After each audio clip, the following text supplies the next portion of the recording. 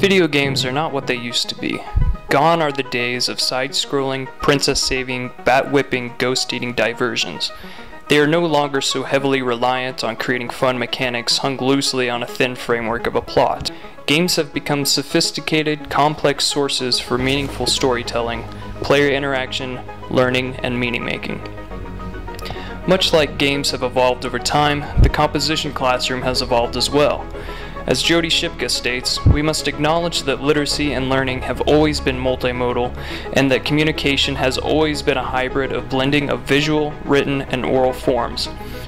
We must then as teachers find ways to attend more fully to the material, multimodal aspect of all communicative practice. David Bartholomew and Robert Brooke inform us of the challenges that first-year composition students face. Students must, in a sense, invent the university by assembling and mimicking its language while finding some compromise between themselves and the conventions of the university. If we are able to tap into these students' underlives or the diverse literacies in which they are already fluent, we can alleviate that compromise. Students are already creating complex, meaningful texts through literacies like video games. Games like Minecraft and World of Warcraft are rich sites for rhetorical invention and meaning-making that students can translate into the composition classroom. The choice is in your hands now. Welcome to Civcraft. Civcraft is a large subgroup of players who play Minecraft. Minecraft is a game in which you are able to invent entire worlds within the framework of a virtual universe. There are a few different ways to play Minecraft. The mode that we wish to focus on, however, is a multiplayer mode in which the player can interact with other players live within the virtual universe of Minecraft. This multiplayer capability has led to the formation of Civcraft, a subgroup of individuals who use this multiplayer platform to create virtual civilizations in which players are required to follow a certain set of rules based off of actual historical civilizations.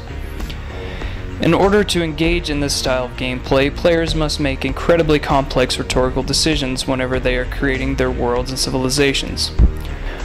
First, they must use online forums, such as Reddit, to convince people to join their society.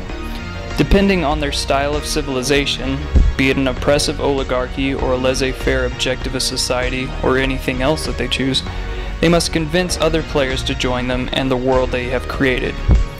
They must also build into their game ways to punish those who step outside the boundaries of the civilization's laws. They must make these laws clear to the players of the world and create the world in such a way as to make function whatever type of society they have chosen to create. We believe that the skills learned through game building and playing can easily be translated to rhetorical decisions within the composition classroom. Using rhetorical appeals, projecting an audience, and making sound rhetorical decisions that fit the conventions of the game are all incredibly useful tools that can be utilized to help students invent the university for themselves. Energy. Power. My people are addicted to it. No one can stop me now. My name is Ken Scott. I'm from Bellingham, Washington. I am 29 and I have been a gamer for pretty much all my life. I met Ken Scott back in 2007 when we were both members of an online guild in a game called World of Warcraft, commonly known as WoW. World of Warcraft is a massive multiplayer online game where players have multiple ways of playing and interacting with the game and with other players. The guild Ken and I were a part of was a guild focused on endgame content, where the collective and collaborative objective was to defeat the final challenges of the online game, challenges that could only be achieved with 25 dedicated players.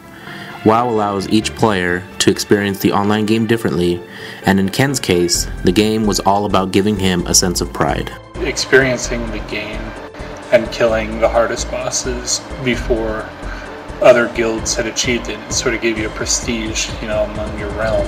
It just makes you sort of feel almost like a celebrity sometimes. As each player is able to experience the game differently and in their own unique context, there are also different ways of reflecting a similar sense of pride like what Ken is describing. One way in particular that players are able to share their online experiences was by developing kill videos for the bosses their guilds defeated. These kill videos are recorded by one participant as their guild encounters a dungeon boss in the game. Ken described to me the first time he came across the genre of a kill video and talked about how that video and the video's creator inspired him to create his own as a way of sharing his pride and experiences in WoW with others. And so Ken began to experiment making videos of his and his guild's achievements in WoW. In his experience in making these videos, Ken talks about how difficult it was learning how to record, edit, and produce the videos. From that experience, he continued to practice producing his own videos, which he admits is still a lengthy, time-consuming process. As Ken produced more videos, he described how much more complex his videos became as he became more comfortable with the software. He was much more selective in the music, how that music was to fade in and out at certain moments, how it was to reflect the emotion of a specific instance in the dungeon encounter, and how it was to portray the speed of the encounter. He made similar decisions with the raw video and how he presented an introduction and the conclusions with credits or short clips of previous encounters. All these decisions, it turns out, were based on his implicit knowledge of what we would call the rhetorical situation. As I talked to Ken about this idea, and how he was assessing the same situation we ask our students to assess in the writing classroom, he had this to say. The English class really, to me, was not exciting at all. I think it had more to do with the content and the way that we were supposed to, create our pieces of writing, whereas if I would have had somebody that, helped me along with that process in a sense that, asked me, what I like to do. If a teacher had known that I liked making kill videos, for instance, and, had talked to me about how I created them and then helped me correlate that with the writing process in general, I think it would have helped me create writing that would have not only been pertinent to my doing good in the class, but would have been interesting and would have been something that I wanted to do as opposed to something that I had to do. I guess you can use that sort of same approach if you were to do anything, trying to set out and achieve anything, from writing a paper to making a movie to, just sort of anything creative-wise. Imagine if Ken were our student. In fact, we argue that we have students just like Ken in our classrooms now. These students have experienced the rhetorical situation on their terms, in their context, and in their underlives. If we could bring their context and experience with the rhetorical situation as they know it to the writing classroom, then maybe we will have much more success with students engaged in the writing process as Ken imagines he would have had if his composition class was able to bridge that connection.